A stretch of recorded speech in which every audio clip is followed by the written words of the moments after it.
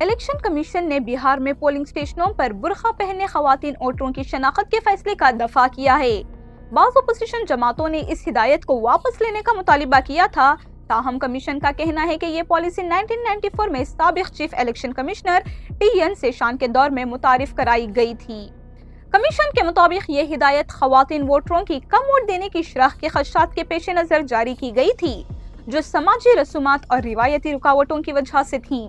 خواتین کی شناخت کو تحفظ اور عزت کے ساتھ یقینی بنانے کے لیے EC نے کہا کہ برقع یا پردہ پہنے خواتین ووٹروں کی شناخت خاتون پولنگ افسران کی موجودگی میں کی جائے گی اور اس دوران مکمل پرائیویسی برقرار رکھی جائے گی۔ مزید برآں بہار کے تمام پولنگ بوتھز پر آنگن واڑی کارکنان تعینات کیے جائیں گے تاکہ شناخت کے عمل میں مدد فراہم کی جا سکے۔ EC کا کہنا ہے کہ یہ اقدام ووٹر کی شناخت کی جانچ اور ثقافتی حساسیت کے احترام کے درمیان توازن قائم کرنے کے لیے ہے۔ اسی دوران سیاسی رد عمل بھی سامنے آیا ہے۔ سماجوادی پارٹی نے ہدایت کو واپس لینے کا مطالبہ کیا ہے، جبکہ اتر پردیش کے وزیر اعلیٰ یوگی آدتیہ ناتھ نے بہار میں RJD اور کانگریس اتحاد پر اس طویل عرصے سے موجود ہدایت کے نفاذ پر اعتراض کرنے کی تنقید کی ہے۔